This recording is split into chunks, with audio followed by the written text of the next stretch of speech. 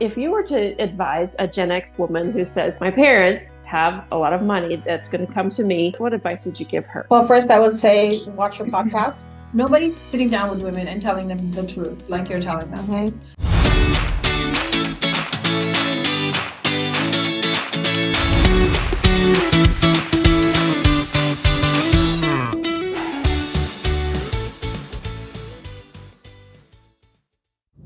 I want to give a quick shout out to my podcast manager, Abby.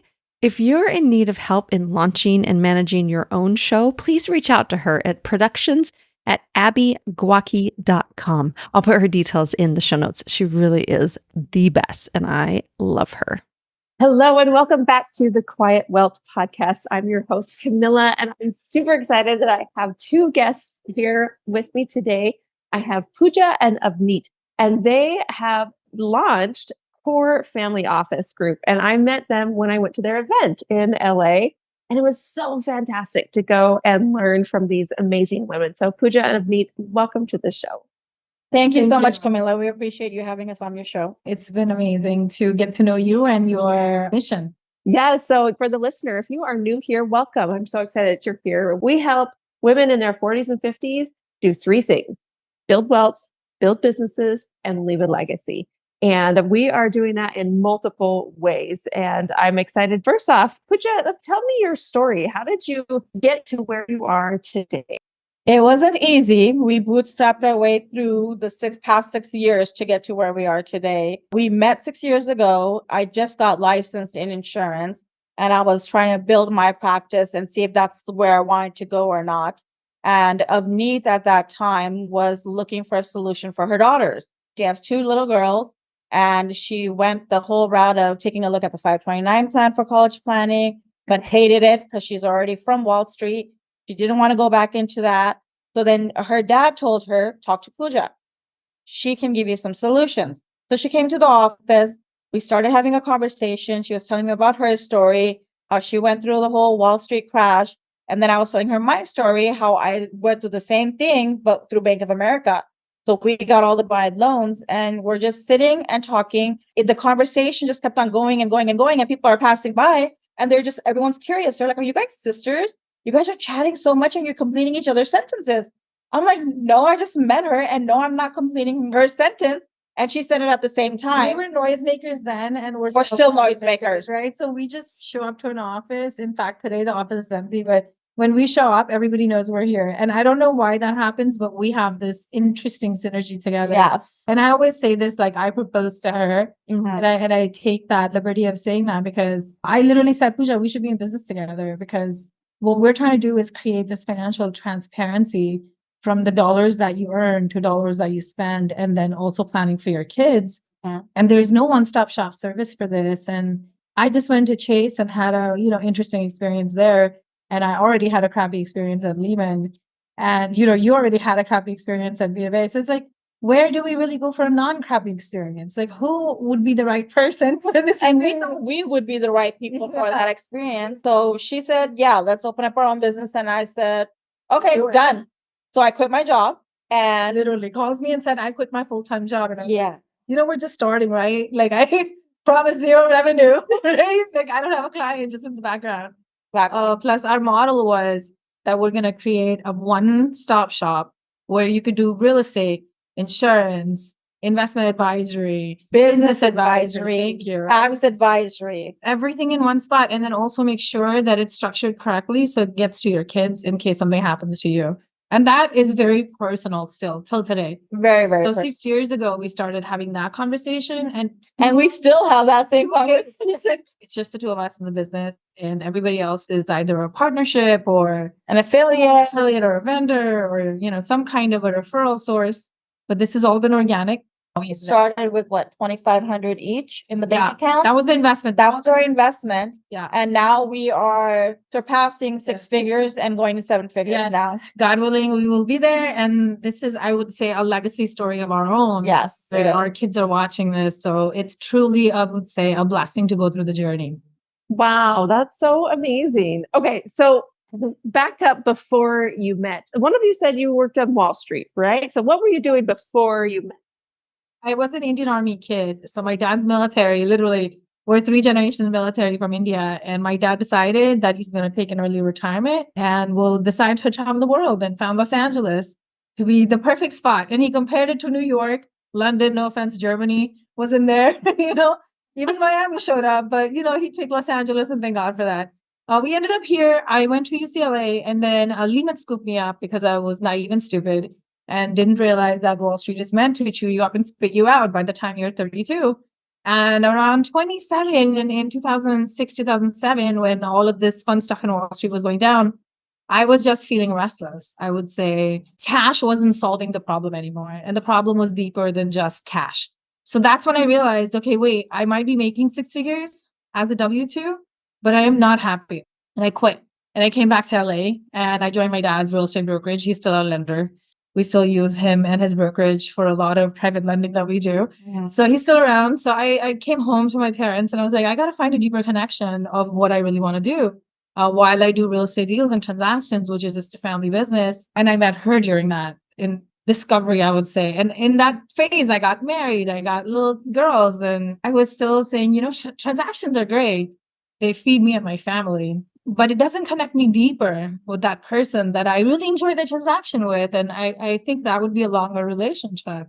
So why just real estate transaction? Why not this and that and this and that? And I could get licensed in it all. And in that process, I found her. And I had came from Bank of America. Same experience, obviously, in a different route. We got all the bad countrywide loans from that 2008 crash. So same experience, right? Too much stress, too much depression, hearing everyone crying about all the money they lost, and they're losing their business or they're losing their houses.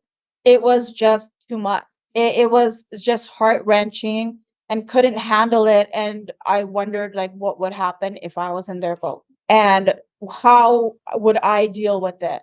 And luckily enough, thank God, we didn't have to go through that much of a damage that most people went through. We saved enough money. We started creating our own legacy. I was a first generation family office, where Avneet is a second generation family office. And we were still having that struggle of, who do I talk to? Who is going to give me the right information? Because every person that I was hitting up to have a conversation with on how I should move forward and really secure myself and my family, I was getting different answers for every single thing. And it's because of the fact that you're not that $200 million person. You're not getting that expertise advice because you don't fall under that category. Yes, you have wealth, but not enough wealth that you should be looked at a certain level. And then she was having that same exact issue, right? So when we got together and we put our licenses together and said, you know what, forget everyone else. We're going to learn every single aspect when it comes to your financial decisions. So we got licensed in life insurance. We got licensed in real estate. Advisory and business structuring just came along with these two packages as it was.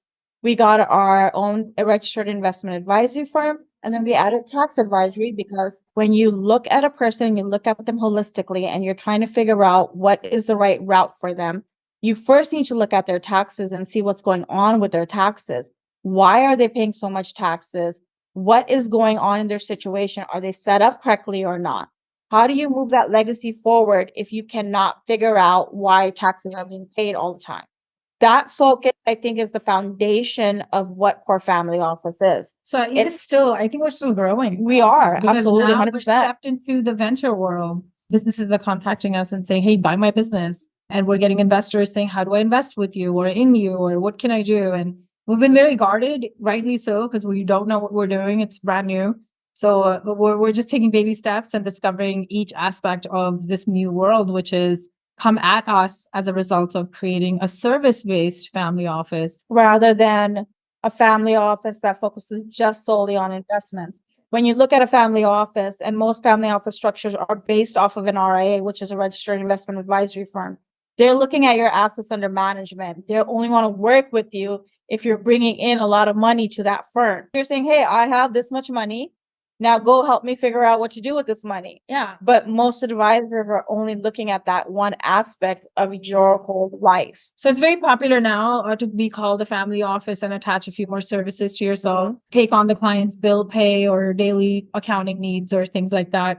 So it's becoming more and more popular for these registered investment advisory firms to say, oh, I'm losing out on this service for no reason, so I'm just going to add it on. So the big boys are doing it. In fact, even JP Morgan is doing it. Bank of America is doing it They're right now trying too. About $2 $2 million million. is their minimum fee on the clients that they have. So they're not looking at it, anyone under $200 million, of course. And then we realized very quickly, because we fall under that middle market category, that there's a lot of us out there that really don't have right guidance. Yeah, And they're they're not not accidental millionaires. accidental Because millionaires. these new exiters, these new founders, They all new came through during entrepreneurs. COVID. Yeah. Well, these people popped out during COVID, and literally they either lost their CPA, they lost their advisor because of COVID, they lost a lot of their ecosystem and don't know what to do. And when they go to Chase, when they go to Bank of America or any other institution that is bigger than they are, is now saying, well, I can't really service you because you don't fall under the category that we have. Yeah. And So then where do these people go? So that's why we created Core Family Offices, to actually service that middle market, to really show them that, yes, you can be a family office. We can create your ecosystem for you. We can create your legacy for you. We're here for you. I would actually even forget the word middle market. I hate that word for some reason. I just feel like icky when I hear it. What I really would call them are the economy drivers. These guys are driving the economy the fastest because they are out there investing, reinvesting, growing, and they want to become that $200-300 million office, right? So in fact, a $200-300 million office doesn't make as many and as frequent investments as these guys. So I call them economy. Because and they need the most amount of service because they're out there doing 500 things at one time. They don't have a base to land on. So that's what we started providing with Core Family Office so literally our tagline is becoming, we're a family office for today's entrepreneur. Because today's entrepreneur has 20 things in one category and then their kids have another 20 things. Like we know this one family that in itself would be 100 deals if we started counting transactions, because they are 500 of them and they've been here for some generations. So that's why legacy is important. Long-term thinking is important. I think women are geared this way, just naturally, to think about what's going to happen next. And they're like 20 steps ahead of you. Socially, women are the ones that usually stay at home. They're not the breadwinners. They're the homemakers, right? So when they get the inheritance, they really don't know what to do with this inheritance, because they've never been trained or they've never asked the right question on how am I supposed to build my legacy now that the man of the family is gone? What do I do next, right? And a lot of divorcees fall in this category too. They're going through their older advisors that are still favoring the husbands. These are just a mix of our clients that we've helped. And now, there's going to be, I don't know how many women that are going to be inheriting a lot of money. And this much asset is now going to 51% of the world, which is now just women. And they do not, again, they're in that boat where they do not know who to talk to, because they're going to go talk to an advisor who happens to be a man, who is going to tell them you're not doing it right, or is going to talk to them in a tone that they're not going to like, and they can't relate to that person. This might be a personal story. I've heard it actually from a client. So we had one client who had this exact issue happen, that the parents' advisors, when they passed and the daughter inherited everything, the advisors did not look at her seriously enough and always put her, information or her suggestions down, thinking that she doesn't know anything because she was never a part of anything. No decision making. What happens then? Either the money is going to get lost, it's going to go into the wrong direction. Fear also overtakes women. And because we are so much, I would say, paralyzed by the concept of what we don't know. That's why when Puja and I got licensed, I was like, I don't want any gap between our licensing and the government. I mean, the person who's making the law needs to tell me the boundaries I can take or what is my duty to my client. And I will only take that seriously. Nobody else I will take seriously. So every license we have, our boss is a state government, FINRA, SEC. They tell us what to do. We follow the letter, right? It's to the T. And if you can't have that kind of transparency with your dollars, then you should change your advisors, right? So in fact, we have a couple of nonprofits that are already run by women that we're going to be announcing very soon that we're going to be board members of. And that's exactly this, women driven to educate each other in financial life cycles And then how to actually move your life forward. Like if you suffered a damage, like a loss of a loved one or a new life with a new marriage, or how to protect yourself from the last one. Like these types of things, nobody tells you, you know? In fact, a very that we spoke to that we can't even name right now said that they lost so much in their divorce. That was not even theirs. It was their ancestral stuff. It was like, how did you not know how to protect yourself from that? He's like, oh, I didn't. Nobody told me. Nobody told me. Well, and that was one of the things that was super fascinating when I went to your event, because we were talking about this exchange of wealth that's coming down, right? So the silver tsunami, it's happening. You know, boomers are, they have done well for themselves and they have a lot of wealth that's going to be transferred. And it's interesting that women are going to be the ones who are inheriting a lot more than in previous generations. And so that's another reason, right? So I'm Gen X, which is the next generation after the boomers. And that's one of the reasons that I'm super passionate about educating other Gen X women, is because they're going to be the ones that will be receiving this, and they need to know how to manage it, and they need to know what their options are. They need to feel informed. They need to not feel afraid to be, go after some more interesting investments. So they need to feel empowered to do that rather than, afraid. And so could you talk a little bit more about this transfer of wealth, and what are some steps if you were to advise a Gen X woman who says, hey, my parents have a lot of money that's going to come to me. I need some advice. What advice would you give her? Well, first I would say, watch your podcast. You are providing a lot of good information to women, and you're getting it for free, and you're liking that. Nobody's sitting down with women and telling them the truth like you're telling them. Very much appreciated. The other thing would be, I would say that they should get their own trust. Yeah. That would be the first thing I would tell them, is definitely make sure you have a trust in your name, because you don't want the inheritance to come into your name. You want it to come into your trust, because you don't want to get those hit with all the taxes that are going to be coming your way because you're getting all this inheritance. I would even say don't include your family in it. No. Do not include anybody in it. If your husband gets offended, whatever, it doesn't matter. Talk to an attorney first, because in the end of the day, how you inherit your inheritance is your problem. And that's the first step of even understanding and taking control of your investments. 90% of the women that I see in a trust will bring their husbands in, lose all the control of their own inheritance. Exactly. So the other would be definitely have life insurance on yourself. Permanent life insurance. Protect yourself, one. And two, to protect your trust as well. If your trust is not millions of dollars that you're inheriting, as much cash as you can take from your parents in your life insurance, take it, right? Take it in the form of an annuity. Take it in a form of a fixed guaranteed product that is restricted and is so tight that nobody else can touch it. So an annuity, for example, versus a life insurance, nobody can touch, not even the IRS, not even your divorce, not even the ex, whatever doesn't matter. No one can touch it. It's Predators, doesn't matter. Every category of horrifying person you can think of. It's locked in. It's protecting you in every aspect whatsoever. And no one can see it. Exactly. I love it. Because it's not an asset. Yeah. So, but an annuity in conjunction is an asset, right? So if you have that condition, because a lot of women will not speak up, but are in that condition where they want financial control, but cannot take it and are about to inherit.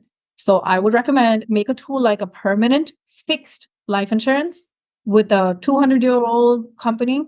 Make a choice. Just don't make sure it's not New York Life. No offense. They're very expensive, but you'll find other stuff. Yeah, I know they're going to hate it, but whatever. Yeah. But it's the truth, right? So I want to be honest. Get money funded to your life insurance. That is the number one thing. No one can touch it. No one can see it. No one can feel it. It doesn't have to be reported on your taxes. It's quiet transfer. So if you're under $1 million, I would consider that as a real option. Yeah, that's a gift that your parents are giving. Especially if you're in your 40s, right? Your 40s, 50s, you're a young woman. This is the cheapest your life insurance will ever be.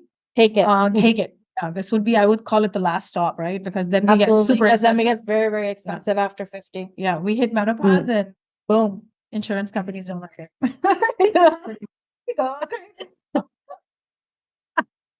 Not crazy. We're just going to reinvent who we are, right? Exactly. Somebody new. Yeah. That's our specialty. That's right. Right. So I have a wealth academy where I teach this, and we call it Prime Time Wealth Academy because you're in your prime now, right? Like Right. in your 40s, 50s, kids are leaving the house, and now you're like free to do what you want, and you have money and you have time, and you still have a lot of smarts and knowledge. And so let's go and build that Absolutely. legacy. And right? that is, what do you want, right? When you're saying like, do whatever you want, what is it that you really want to do? It will change because the stages of the cycle of your life, as you grow older, your priorities change, your interests change, your hobbies change. The aspect of what really makes you happy, that also changes Your also, happiness is actually going to be different in your 40s than it was in your 20s, believe it or not. for sure. Pride in it doesn't work. So, Want to party, you want to spend money like crazy. In your 40s, you want to get into that you're same. wiser. You're wiser. You're like, okay, I don't want to party and stay up till 2, 3 in the morning because I can't wake up the next day and do what I need to do. So I'm not going to go ahead and do that anymore. But the thing is like, try to understand yourself, right? And make sure it's you. You're understanding yourself. You're not letting anyone else tell you what you should do and what you should feel and what should be good for you, and the aspect of what do I want, right? Yeah, money wise, that's really important. And Very, very important. just FYI for women in their 40s and 50s, here are some insurance terms. Women will outlive most of the men, and not just by a few years, probably by a couple of decades. And that is a real fact, believe it or not. So the men, their life insurance, how the data suggests is that they're not outliving women past 70, 77 at the max. 80 max Women nowadays. are outliving in their 90s right now. Current data, we're predicted as women to hit 120 in the current life cycle. Whoa. 120-year-old people, that will become a norm. Mhm. That will be most of our generation. So if you think retirement is 65, you better understand. You better be ready that you better have How- a lot of money in Yeah. your bank account to live your lifestyle. Because That's only midlife. That's the true midlife, right? Exactly. Now that's Wow. So yeah, not only are our problems different from our parents, our men are not going to be around just according to the facts and the data to protect us. And our kids will be having their own grandparent problems because we'll be 120 years old. So that means our kids are senior citizens, right? Are going to be taking care of us. Who's going to take care of whom? Our system is not set up that way. And so we want all the women to be set up in a financial, in 40s to 50s is just the beginning. Like you said, is just the beginning to figure out where you see yourself. And if you see, okay, I need $120,000 of income to spend in my today's life to be a comfortable person, then consider that when you're older, like 60 years from now, if you're 120 years old, that you're going to need double the money now, thanks to inflation. And then where's this money coming from? Inflation, medical, all of that stuff. You need more money for sure. We don't want people to just jump out of their seats and go buy long-term disability. None of that works. None of that works. Don't buy any short-term tools that only work for a few years. Don't do that. Those are called accidental protections. You don't need that stuff. You just scrap all the nonsense, no disability insurance, no long-term, whatever. Everything is covered through your None of- life insurance policy. Yeah. Now the life insurance policies have changed so much and evolved so much that it covers pretty much anything that you can think of. You can cover all of this stuff in that now. And on top of that, so business owner women, right? So the women that are in partnerships with their husbands will be most likely 75% chances that they will outlive their husbands in that business. And they'll be taking care of that business by themselves. So do you know enough, right? What's happening with you? Does everybody have a category or a job function? Is this business sellable? Right? So these types of evaluation of the business, like the wife should be aware of all this stuff. Not only that, we're watching a $50 million family with real estate, live business, adult kids, with teenage succession, and they are going through this live. And this is just the beginning of that silver tsunami. So And this more is the daughters that are Yeah. just inheriting that 50 million. Yeah. And they don't know They don't know what to do with it. because right? the father did not include them in all the There's a discussion scaling, yeah. in what is going to be left for them, how it's going to be distributed to them. So all of this stuff needs to be, that conversation needs to happen, right? Now, really You now. need to be talking to your parents, especially if you know you have elder parents that might be passing anytime soon. You want to have this discussion with them and be like, hey, what are you giving me? I want to make sure that you guys are protected for sure, but I want to make sure I'm protected as well. Do I need to set up something for myself to make sure that whatever you're transferring over to me is going to come over the right way? It comes to me. Yeah, Right. exactly. So that's You don't want to go to probate. we could talk about that event again. We talked about probate, right? So we said just in California, 6 point something billion dollars are in probate, in cash, in real estate, in gold. It's like unnecessarily wastage of wealth. And now we have how many homeless people on the street? I can't even tell you. Like if the probate just like helped the homeless people, like the problem would solve the problem, right? But And a lot of these, it happens from immigrant families too, because they don't know that they need a trust. In their countries, like in India, right? They usually only have will. They don't have a trust. So when they come here, they think it's the same concept. So they'll write up a will, but they'll never attach it to a trust, or they'll set up a trust, but not attach the assets to the trust. That's a huge problem, actually. So a lot of families think that once they've made a trust, they don't need to update it, but you have to update it with the most recent amounts that you have in your bank accounts, from your savings accounts, from whatever is going on. You want to make sure that, the trust is alive, like it's a live entity. How often do you suggest updating a trust? I would say every 5 years, because your life cycle changes every 5 years. Or if you start either adding on too many assets or reducing assets, whatever changes are going to be coming into your life, you want to make sure that you're looking at that trust and making sure that it's been updated based off of what's going on in your life right now. Yeah. And sometimes it might be every single year. Sometimes it might be every 5 years. I would even say women who are running into this accidental wealth might also be very charitable. So a huge solution to a lot of tax issues is a private foundation where they get to do both. They get to do a little bit of investment to make sure the foundation is functional and healthy. And they also get to donate to their cause and globally, right? Doesn't matter who it is.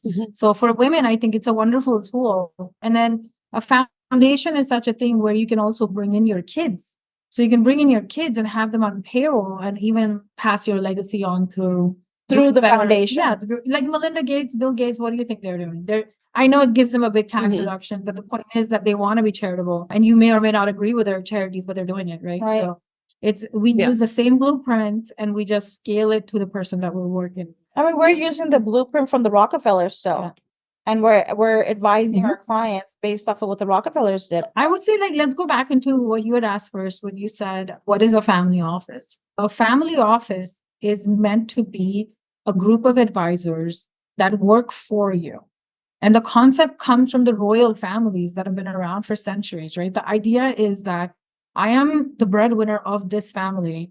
Every dollar spent from this pot of gold that we have has to be accounted for. That's all there is. There's no rocket science behind it. And every scale, every level of a family needs it. When you really take the model and detach it, it's literally the same thing: tax, real estate, insurance. Hey, I want to go back to the topic of giving for a minute, because I actually have been thinking about wealth in a different way, and in such that this concept of what if you could give $1 million in your lifetime, right? While you were still alive, not even wait till you die, and what would you need to have in place, and what would you need to do in order to give $1 million? So if a client came to you and said, my goal is to be able to give $1 million in my lifetime, but say they only had a net worth of maybe 5 million right now, how would you advise that person? Honestly, about the foundation. Yeah. Because the foundation is good solution, multiple solutions off of that. Because one, you can build your legacy off of a foundation. You can do the charitable things that you want to do to the charities that you want to contribute to. Nobody's telling you who you can contribute to and who you cannot contribute to. Third is you're be able to put your own family on payroll through that foundation and build their legacy through that foundation, as well as your own legacy through that foundation. And then on top of it, you buy investments through that. Yeah, and it's a tax deduction of it all. It's a tax deduction. So say, for example, a $5 million family, for example, might be paying a few $100,000 in just taxes, because that's very common in California. And $5 million hits that category, all the numbers, where you probably are paying 6 figures in taxes. I would just redirect those dollars into your foundation. Foundation, especially if you're charitable. And honestly, it's a simple fix. You could just go to your CPA and tell them what to do. And if they don't listen to you, just come to us. We have a full team that is boots on ground. Yeah. And we'll help you set up the foundation. They'll help you run the foundation. Yeah, properly. suppose like you have the dollars to spend, but you don't have the capacity on ground to spend it. That's what you mean by it's on the ground. Like Melinda Gates, for example, like going back to that example, and Oprah, for example, they're not actually doing the work on ground. So we have a team on ground as well. One person that we go to for foundations all the time. She's Yeah. fabulous. She can help you out with anything that you need to do when it comes to a foundation. She's a one-stop shop for foundation. We're actually going to end up on her board. She just proposed. Yes. We're going to accept. It's one of those things where how many ways can we give back? Any which way where we can give back is amazing. And giving $1 million from a $5 million pot it's the perfect scenario. It's like if you can't give a dime out of $1, you're never going to give $1 million from a $5 million. So let's start with the dime and start there. And then We once build it up, yeah. and then you'll get to that $1 million. And for 6-figure person who's paying taxes, It'll come very fast. that'll be what, 10 years and you already gave back $1 million. Yep. And Yep. that $1 million, by the way, was going to go to the government. So you just redirected it and did the work yourself. Wow. Well, that is an amazing solution. I'm very excited about that. Thank you for It's a good one. I think it's a good thing. On the podcast, we talk about three things. We talk about investing, building a business, and leaving a legacy. So obviously a family office can leave a legacy, but I want to talk about just one more quick question on investments, and then we'll move on to business building. So investments, you're both registered investment advisors right now. So what types of investments are you seeing, alternative investments outside the stock market, are you seeing that are really good bets today? Oh yeah, absolutely. Yes, 100%. we We see see, a- oil and gas. There's opportunity zone. There's DSTs. People go into conservation easements. You name it, it's out there. Risk appetite thing. So as a registered investment advisor, what is my fiduciary duty? My fiduciary duty is that the client knows what they're getting into. So it shouldn't be where, oh, I can show you alternative investments and all of them are great for you. It's usually my client has this much risk appetite and only these many things are good for them. What might be good for you might not be a good fit for me, even though we make the same income. It's like sharing prescriptions, right? So it's like, you don't want to do that. You know, my brother thinks crypto is a great investment and I can't digest that pill, period, you know? And it's just, And I like that pill. yeah. And so it's like, we're cut from the same cloth, but we're different people. So don't share your prescriptions. And I would really definitely say that in the end of the day, like your gut feeling in your investment is number one. So I, as an investment advisor, will definitely always ask, what is your gut feeling? And then in the alternative space, all these people that we're talking to and, you know, are presenting these alternative spaces, we are direct on with the operators. So when we talk to somebody, we're not repackaging like a BlackRock deal and selling it to somebody. And then there's like layers of fees. In the alternative space, you have to be careful of fees. Lots of scams. So on our registered investment advisory side, which is called Core Investment Capital, we actually only have 4 401k startup plans, and it's a problem solution for entrepreneurs that have multiple businesses. So we don't hold money management personally, and we will outsource it to your own advisors, but we'll make sure that it's done correctly for you. So our registered investment advisory arm, which blows people's mind, we don't even utilize it until the client asks for it. And 99% of family offices Lead with it. only lead with this, right? So love that question. So they only lead with the registered investment advisory space, but we're flipping it on its head and saying, no, let's lead from the tax space, right? We start with the tax, and then these are all products in the registered investment side. These are all products, but the products are like, they're like vitamins, right? So it's like, yeah, all vitamins are great for you if you know what your goals are, you know? Yeah. I can't take 500 pills. So let's talk about And then what your goals are. suitability is very, very big, especially for us. We want to make sure that our clients are comfortable with what they're getting into, even though they might say, oh my God, I want to get into oil and gas. Yeah. I'm like, hello, hold on. You want to get into oil and gas, which is a high risk product, and you could lose all your money in there. No. It doesn't work for you.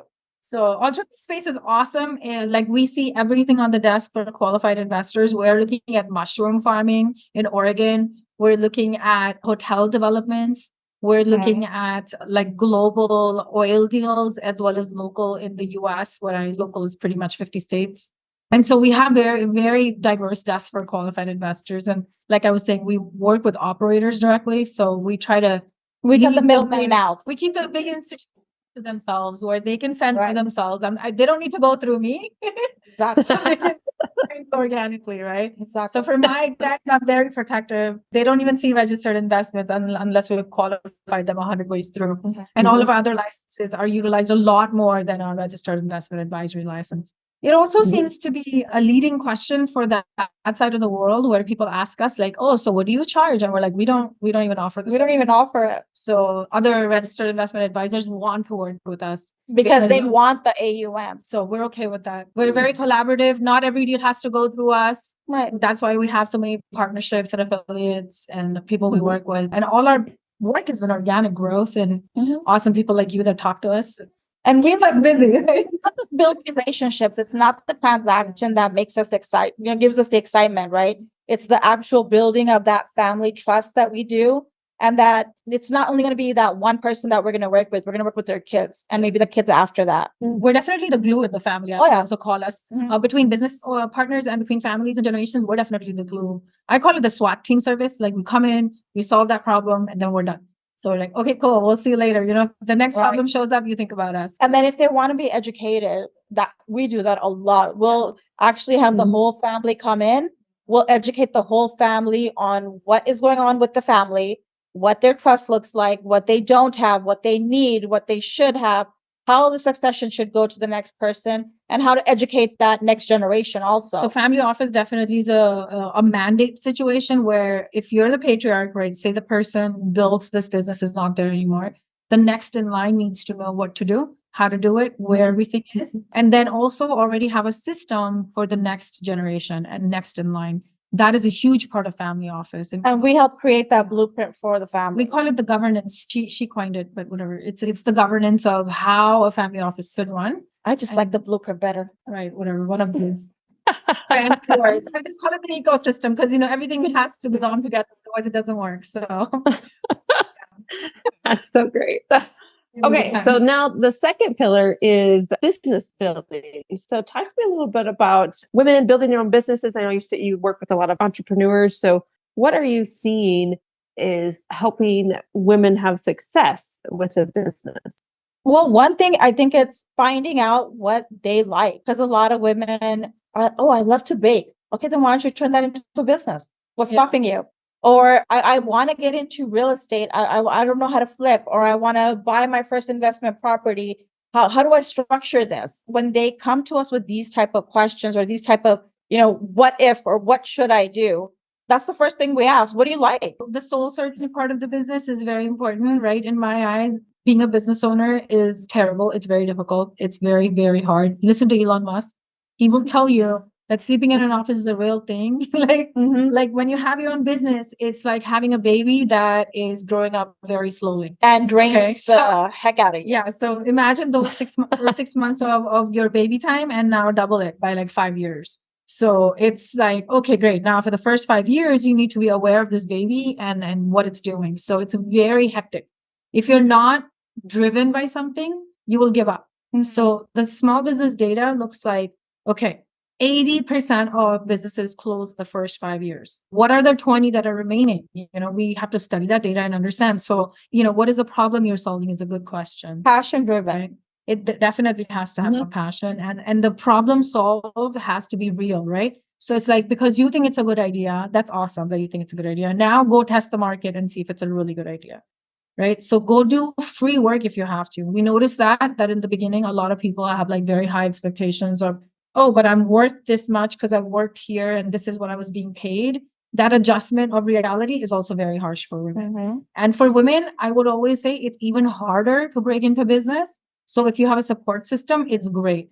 I would say having a co-founder like Puja has only helped me, go through my daily life when I have like horrible things happen to me. I have an ecosystem of a person I depend on. And it's like, okay, you at least got the baby. Okay, cool. So now I can go focus on other stuff, right? Those types of relationships are important. Sometimes those are your payroll employees. Sometimes they're your business partners. Sometimes they're your family. Sometimes they're your family. Yeah, it depends on your own, right? And so these are the important first 5 years are very tough. And I also think about, when your business starts to run, who you bring into the business is a very delicate thing to do. Partnerships are such that you should have good contracts in place. A lot of women don't do that. You should also have a conversation of expectations with each other. And what are your expectations from this business? And then I always say that it's a wise idea to put a little bit of money away in case you don't make it in the first 1 year. What's your backup plan? Right? So have a runway. And a lot of people say that runway can only be 3 months or 6 months. I'm like, No, needs to 1 be at year. least a year. 1 year that you don't have to worry about where and how my lights are turning on. Exactly. Okay. If your lights are on and you know, okay, I can run this business for 1 year with this much capital, this is something I can be comfortable with. Now you do it. For us, it was $2,500. I mean, I was like, no, I got zero money to put in this. And the $2,500 went exactly to education. Yep. Right. Because I was like, no, I already know what I'm doing. I already had very high standards for myself. I had all the problems I'm highlighting for you. Like all of these expectations were a hard. Oh yeah, for me, trust. right? When we bootstrapped our way literally through everything. Yeah. We did not take payroll. Yeah. We didn't What take any payroll? salary Yeah. for the first, I think, 3 years. We took nothing. And even Everything was going back into the business. And the thing is, even when we had the runway just became longer and longer. So that's what we started doing, is invest back into your business is very important. Oh yeah. Understand that, you know, spending money is easy, but earning money is very, very difficult, hard. right? So you have to understand, how can I make that earning money easy? Like, so a lot of your people might already get that pot of easy. And now it's like, Shan, what do I do with it? So it's like, okay, first, protection, right? Number one is protection. Yes. Oh wait. Once you protect it, then you talk about, okay, what are my options? And in that options phase is a lot of research. So I would definitely do a lot of runway work research before you get into a business and say, yeah, I'm a business owner. I've been thinking about this business since I got married, which was like 2010. And in 2017, I found her. And this has been building in my head. And I was doing free work for 6-7 years for other people on other projects where I could have been paid for easily. And I could have claimed it. And honestly, I was pissed that I was not getting paid. I was very upset. Because how dare I, you know, I was like, UCLA grad and I had so much experience in Wall Street, blah, blah. I didn't get paid for it. It's okay. As soon as the light bulb went off with her, I knew it was a perfect time. And I took that leap. But, you know, don't think that there's a timeline. There's nothing such as, oh, it is the perfect time. Yeah. It's basically, if you see an opportunity, take the opportunity. 100%. If you have a 1 year runway and you have a pot of gold backing you up, like literally make I call it the BHAG, right? It's a part of a lot of amazing books that we've been reading and YouTubing, of course. So I would say use YouTube, use Bard, use all the AI technologies to summarize as many smart books as you can in business. Not only summarize the books in business, but also get ideas. Like, what should I do, right? What can be an easy fix for me to get into a business that does not require a lot of capital? How can I start my business that way? Yeah, bootstrapping, I guess that's the key, right? Is that how can I get in for cheap? So we started a financial business with 3 licenses, and we had put in $2,500 each for licensing, business ownership, insurance, taxes, tax filing, and $5,000 gave us actually a year and a half of runway. And by, I think, our first deal, we already had like 10 in the back, you know, gross income already. And that was our first 12 months. Yeah. So we put in 5, got out 10. That was like, whoa, this is worth it. And by the way, in that 10, we already had expenses that we paid for the business. So we had to put in no more dollars in this business. This business is catered for everything, including the event to attend. Yeah, it was wonderful to kind of watch your baby grow and watch it into this. But it's a painful process. Not the week of heart. And it requires a lot of patience. Yeah. You need to have patience if you want to run a business. You cannot get frustrated for every little thing. And you are going to have panic attacks. Trust me, she has them. Yes. Oh my God, when is our next check coming? How are we going to make more money? I'm like, chill. Yeah. It is going to happen. Don't worry. You got this. I have a fix for that. Now I YouTube mindset, meditation. There you go. There you go. It's a wellness thing for women, especially positivity, mindset. Yeah. I started lifting again. That's helping. So go box, man. Go spar with someone. Get all your frustrations out that way. Don't mess up your business.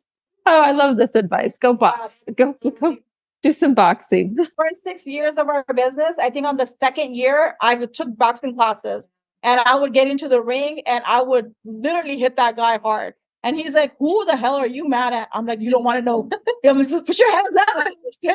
I would definitely say that because we're in financial services and because we're doing something that's never been done before, something that was very unique is that our product sale from the year 1 is nothing like the product that we sell on our year 6. And we already know that by the time we're in year 10, our products will be completely different.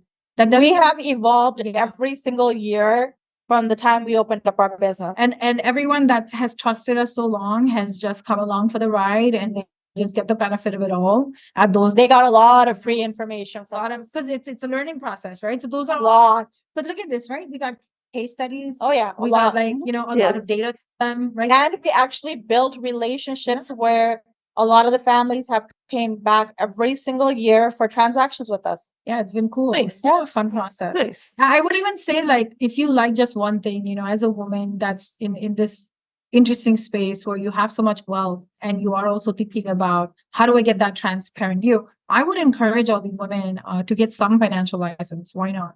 They're easy to get. Even if you're not going to utilize it, get a license. Because the knowledge itself is 100 times worth what the business might do for you. 100%. And just utilizing your own money like that, you're going to feel so empowered. You're not only licensed, you know exactly how that transaction goes. And you won't get duped by people. Trust me, I've seen so many people get duped. It's not even funny. Seriously, like that one guy. This guy was sold like 2 million life insurance, but he had like 50 policies. I was like, what the hell? Like the concept didn't even settle. He had so many policies, but only 2 million in life insurance. I was like, and he was paying through the nose for these policies. He didn't even own a home. No, nothing. It's just like, who sold you this? Right? And I feel so bad for this guy because he's in trouble. And he's a foreigner too. And he's an immigrant. And he did not understand the concept. The agent did not explain it properly. He told him, I have the same exact thing. You should do it too. So he said, okay, let's do this. And he ended up with several policies that he did not even need. I think having a license, especially an insurance license, it's really easy. Don't get intimidated. It's really easy to pass. In most states, it's very, very, very easy to pass. And if you need more information on that, we can always help you. Yeah. That's fascinating. That's great advice.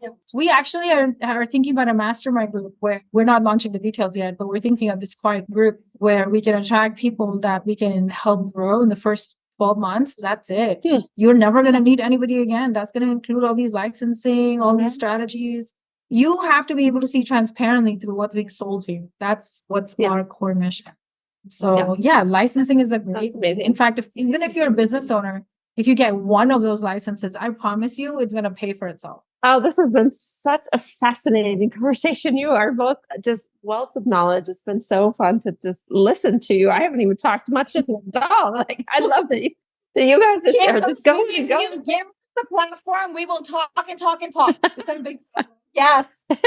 It's not a problem at all. I have enjoyed every minute of it. So as we wrap up though, so the third pillar of the Quiet Wealth podcast is about leaving a legacy. So what would you say is the legacy that each of you are trying to leave right now? So we have a few legacies that we want to leave, actually. One legacy is we want to build orphanages. We want to help women. Obviously, that's a big thing for us. We want to educate them from when they're young all the way till they're ready to get into a job and help to educate them all the way through, get them licensed, and either work with us or have them start their own business. But we want to help the full process. Absolutely. And that goes same thing with the orphanages. We want to take care of those kids until they actually are on their own feet.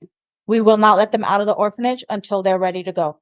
Yeah, like what I'm noticing is that money is, by the way, US, again, I'm a data girl, right? You can tell. In the US, we have the highest number of givers, actually donors in the world. And that was discussed at the event as well. It's crazy. And we didn't know that. Yeah, Mana taught us that. Yeah. Right? So, and we learned that and we're like, no way. So we want to redirect. So for legacy, I would say it's the redirection of money and power. I feel like more good people need the confidence that they can handle the power. And so that's what's happening to all these women. They're getting power and they don't know what to do with it. It's like becoming a superhero overnight and not knowing how to use Spider-Man, right? You got bit by a spider. All of a sudden you have all this super strength and you don't know what the hell happened to you and why you have it. And this is why we can go on all day, right? I don't know how it works. Like it works. Like you got bit and the next thing I love it. I love the analogy. That is so The fantastic. other legacy that we want to leave is obviously for our children. We want to secure them. We want to make sure that they follow their own path, but they also have an avenue through what we've created for them. And they continue our legacy of donating, giving back to society, and still helping all those other kids that are not getting the attention that they are receiving. So definitely want that for our kids. This is a huge part of our life. Yeah. Absolutely. And we will do anything and everything to actually help somebody build their legacy. So This has been so amazing. So if our listener wants to get a hold of you and is interested in your services, what's the best way for them to do that? They can either go to our website, which is www.corefamilyoffice.com. They can email us at info@corefamilyoffice.com, or they can call us. And usually everyone calls my numbers, but I'm not giving you that out. we try to be available in every social media platform. So if you You can just go put anywhere. just put in core, like the central, the most important part, like CORE, and that would be Core Family Office. It should pop up on Google. We're on TikTok, we're on Facebook, LinkedIn, Instagram, Twitter, YouTube, you name it. That's Threads. Threads. The next What's part. the So we're on every single platform that you can think of, and you can reach us in any way whatsoever. Our phone number is on the website. Yeah. You can chat with us on our Very website. transparent. And if you text me, I will answer. Trust me.